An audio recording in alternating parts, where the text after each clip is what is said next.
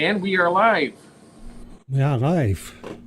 We are live now. Okay, I didn't see a countdown, but that was interesting. No. Oh, okay. No countdown unless we do it. Oh, okay. That's something I have to learn.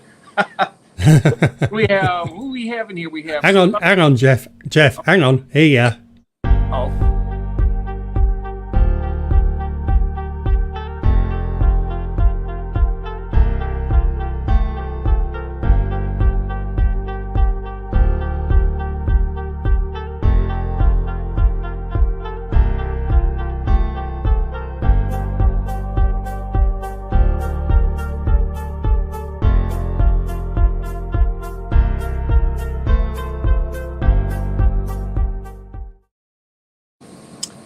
Okay, we are live now. Now we're live. Now we're live. Now live.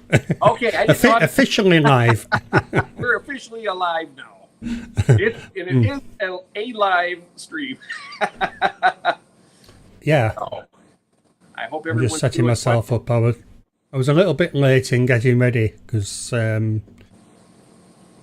Chris' stream was quite very busy. It was extremely busy. And he only expected it to be for 20 minutes. I mean, he's done really, really well. Yeah, it was really good. Yes.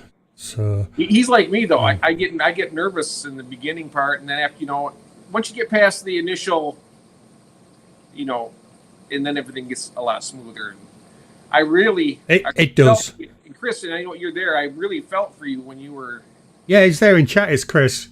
Yeah, chat. He's in the chat, and he did a fantastic job, and I enjoyed it just as much as the first stream. I felt bad. We have Crypt Keeper coming in. And there we are. How are you doing? Good. Hiya, Tim. How are you doing, mate? Good. How are you? Yeah, good to see you.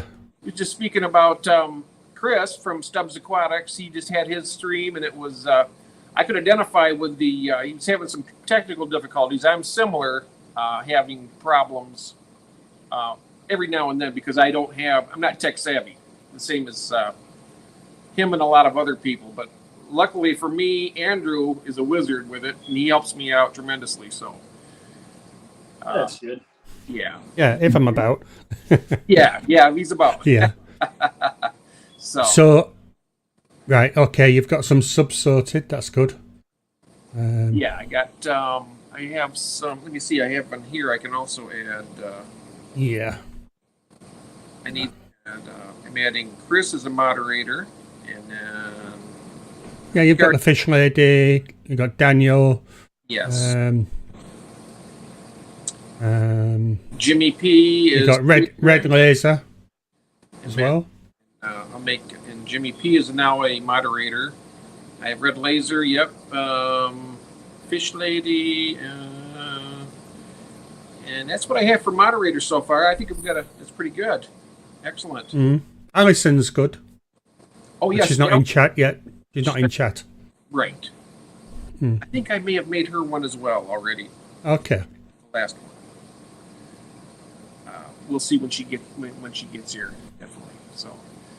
Okay, so I did have some talking points here that we were going to go over. Of course, you've seen in the stream, it's going to be talking about fish selection and water parameters and stuff like that. I thought it'd be kind of interesting to go over some things with that, like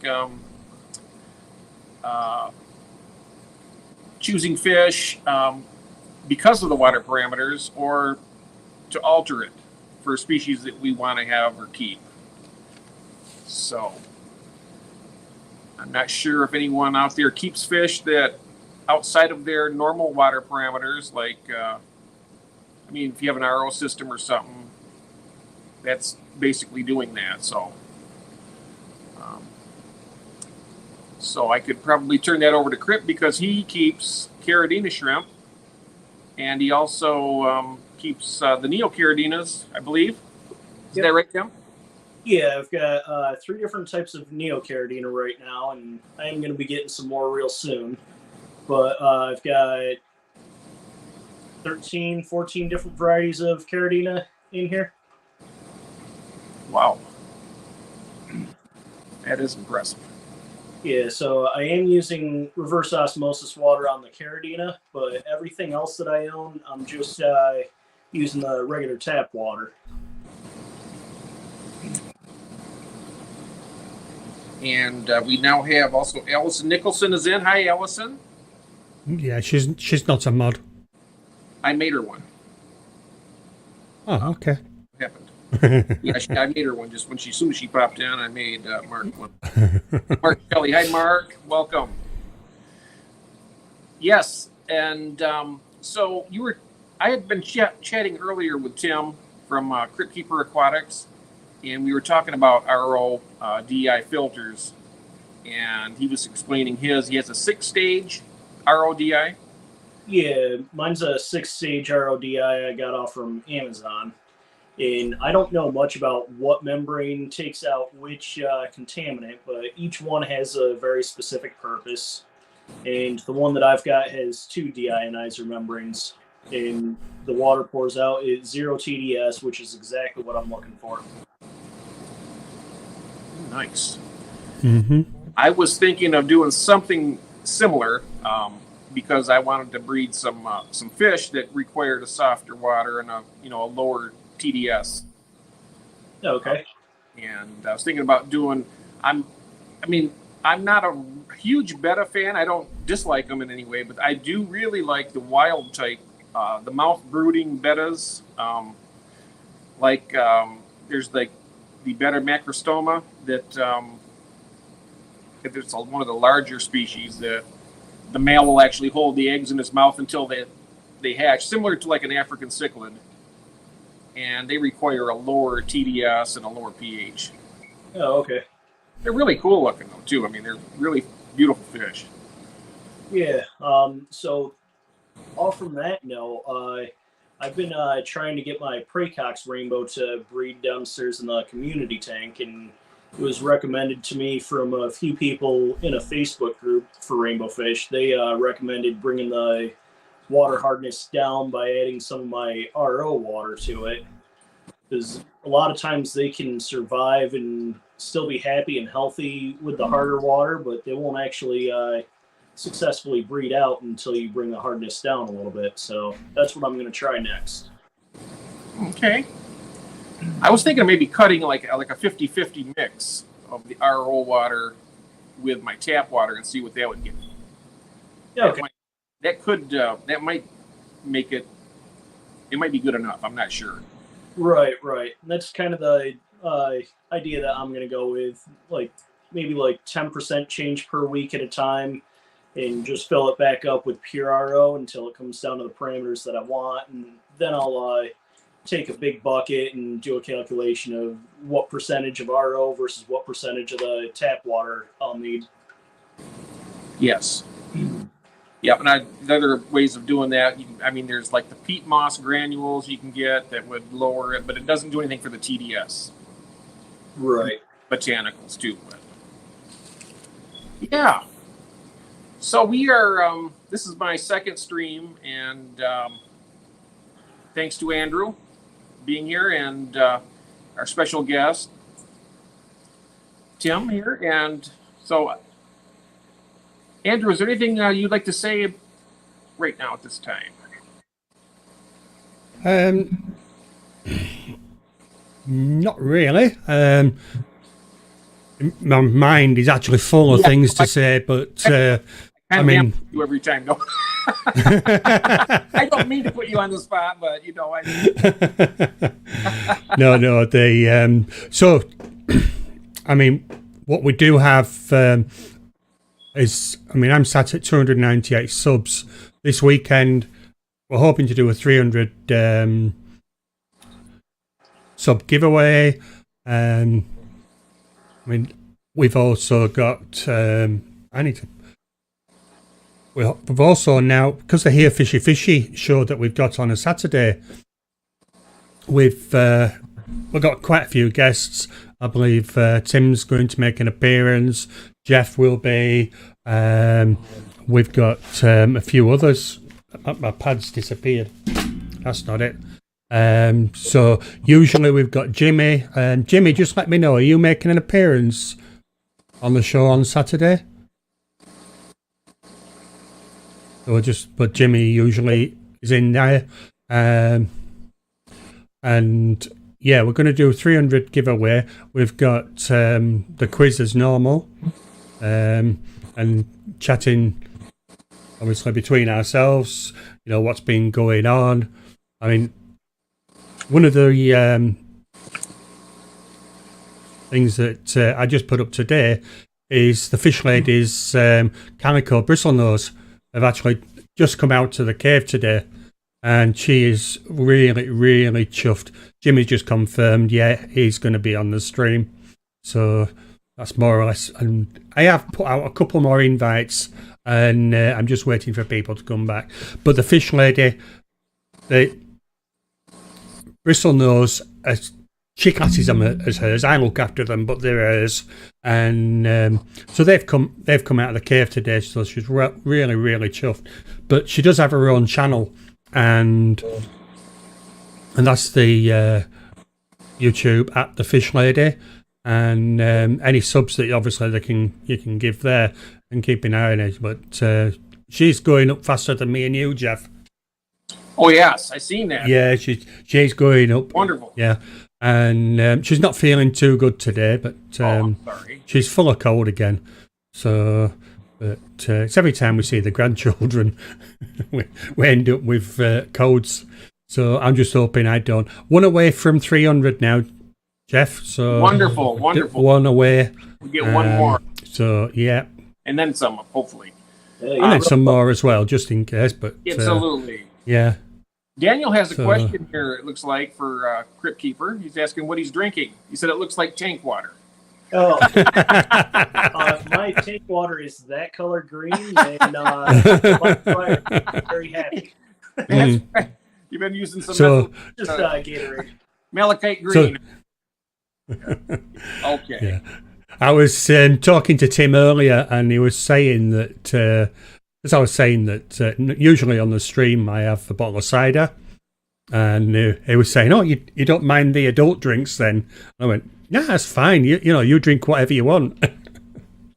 So you just bring the 4-pack along. As long as you share them, that's all that matters. Yes, right. Although Jeff will be with his usual bottle of Coke. Oh yeah. Yeah. Right. Or Mountain Dew sometimes, but right. Okay, and now, we talked about that first part, and we talked about the botanicals and driftwood, and there's also the chemical option, but I don't really like that. But like with the substrates, they have the substrates that will affect the pH and the water quality. I use aragonite for most of my African cichlid tanks and stuff, just to keep it buffered. I have hard water naturally, but yeah. And with my Caridina, I use active soil that does the exact opposite of what aragonite will do. It's actually going to soften the water and bring the pH down for you. Right. We were speaking of that earlier, and I think that would probably work quite well with the fish too, that would require that type of environment. Oh yeah, the CPDs that I've got in the tank behind me are absolutely happy back there. Now, what are the requirements for them? What pH do they like? I'm honestly not certain on that. I got them from the Garden of Eden and asked them before I got them if they do well with the Caridina parameters, because that's all he deals with pretty much is shrimp. And he said, oh yeah, that's where I put mine a lot of times, is right in the Caridina parameters. So that's what I did, and they're back there real happy. And they have bred for you already, or? No, they haven't bred for me. They're starting the little spawn dance, chasing each other in a circle a little bit. I've got panda cories in that tank that just gave me some eggs. Oh, nice. I actually put some in this container here, waiting for them to hatch. Oh, yeah. So I've got one right on the root to that water lettuce, and then there's two of them down in the bottom of the container somewhere, the camera can find it. Oh, I can see them. Yep. Oh, okay. Nice. What are those? Curry eggs? Yeah, Panda Corridora. What have you got? About 3 or 4? I've got 3 of them in that container, and then I took one out and put it in a shrimp-only tank over here. And I'm sure there's quite a few more in the forest behind me where the Corridora are living. Another very good friend of ours, Tara from Tara's Tank Friend. She breeds the CPDs, and she could probably give you some pointers. She's not here at the moment, but she is really good with the really, really small nanofish. She breeds them different types. I know she has the Pseudomugil luminatus, and a few other ones that she does that are real tiny, and she's quite good with it. She has hard water too, so I'm wondering if they're very adaptable, because I'm not sure what type of substrate she uses, and I'm not sure if she has an RODI filter either, but okay. She's a really great fish breeder, and she may be able to give you some pointers on that. Yeah, I definitely appreciate all the help, because I haven't had a successful spawn yet on those. Yeah, we've had successful with the bronze curries. In the early days, I mean, we're talking last year, but when we had the earlier spawns, we were losing a lot of the eggs. And what we found was that just rubbing the eggs off the glass, but letting them fall into a container. I actually have a video on my channel about that. But some people say use razor blades, some people sort of like use a credit card. But I find that actually does damage the eggs. And the last spawn that we had from the bronze curries, we actually managed to get a survival rate of over 100 curries, which was really good. But and all we're doing is just rubbing the. I don't think I can show you. But, yeah, I can. You just use your finger, or do you use something else? Yeah, so you imagine that's the side of the tank. Yeah. The day after, just rub them. Just rub them off. And they will come off. They'll stick to your fingers, but some will fall down as well. And just make sure that they fall into a container. I was saying to you earlier about the fluval hang-on breeders. Yes. If you put one of them in the tank, great, because they'll fall into that, and then you can move them into the wherever you want to keep them. Yeah, But okay. also a good tip is to use the same water. All right. And don't when they come out, don't let them come into contact with air. Just keep them underwater all the time. Oh, okay. That's good to know. That's a little bit of backstory, Tim, because we don't know each other real well, but I've spoken with Andrew quite a bit and some other people. I've kept mostly cichlids most of my life. Usually the larger type, and now I'm the Africans, but I'm moving them. They're kind of like, I'm going through an evolutionary period in my fish room where I'm kind of like moving all the Africans out, at least trying to, so I can make room for other stuff. But there are so many species of fish and that I've never kept, and Corydora is one of them. I've never had a Corydora in any of my tanks, and I've been keeping fish for 48 years. So that's something else. So yeah, Daniel's just confirming what I said about the curry eggs. Don't let them hit the air. Just keep them wet. Yeah. Wet. And so yeah, that's really interesting. The information I've just gotten from YouTube kind of gives me, and also Andrew just got some albino Corydoras. I just love the looks of them. Yeah, they're up here. They're just gorgeous. Oh, they're beautiful. Yeah. That's something else I would like. I think that's the type I would like to get, actually, the albinos. They really catch the. Yeah, there's a few really nice types. I like the albinos, and then the Venezuela orange are awesome too. Yeah. Yes, I like those as well. And then there's, of course, the panda cories that you have. And then another one is that I really like is the skunk cory. It has a black stripe along the back. Yep. They're really nice too. Yeah. And yes. And Another fish that I have not kept are angelfish, and that's another fish that Andrew has bred successfully, and I've never kept Yeah. them as well. Totally amazing because we had some last year, and the we rescued some angels, and straight afterwards, obviously because of the change in water, they bred, and both me and the fish lady was looking at sort of breeding them, but as soon as we got these other ones in that we rescued, and everything just kicked off. I think we had about 3 separate spawns of the angels, and the first one we weren't ready, and we didn't have any food for the babies, so basically, we lost a lot of them. But we do have one. We've actually got one survival from that first batch, and it's actually in this tank here. I don't know whether you can. Oh, look at the devil! My bronze curries have laid eggs again. Oh, wow. Yeah, well, there's angels in there, and the angels have wiped them out. So, Wow. Yeah, I'm just trying to. Yeah, Corys are in my future. They're a lot of fun to watch. Keeping those aggressive Makes cichlids sense. all these years, it really limits what you can experience. And that, like I said, I've had those from the beginning.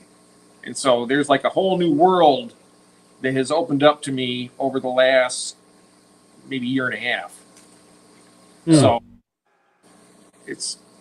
my hobby is basically brand new again when you get right down to it. I mean, other than what I have in the fishing right now. Of course, I breed the bristlenose plecos like they're going out of style, and got lots of different varieties of those. And of course, my cichlids are breeding nonstop, which I'm not really trying to. I'm not pulling any of the eggs anymore. I'm just letting the nature take its course in the tanks because I run out of tank space. Yeah. I've got 27 tanks, and 80% are being monopolized by the African cichlids. Oh, wow. So I got a few tanks for my Neocaridina shrimp. I got my Blue Dreams that I bought from Mark Shelley, and started out with 10, and I have about 400 of them now. So I have a 55-gallon tank. I could try and show it if I can turn this camera around. What I could do also is probably try and add a. I wonder if I could do. Oh yeah. Hang on.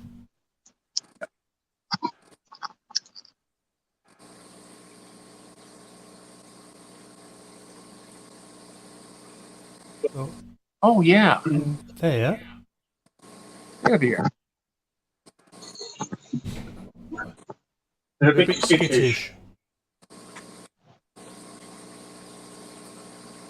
There we are. Yeah, I love those albinos. Yeah. Looks like I've got a big fat belly.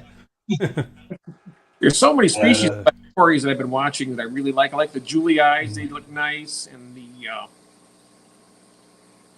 the salt and pepper ones, and I also like the pygmy cories are pretty nice looking. Yeah, I want to get a group of those going. So So those those are the eggs. Oh yeah, Well, there were what remains, and then we've got The, the. I can see some on the glass. yeah. Wow, nice. Those are beautiful angels too, Andrew. Hmm. Very beautiful. One that You you see, see just here. that's from the the first first clutch. clutch. Oh yeah. That's That's one of ours. They are beautiful.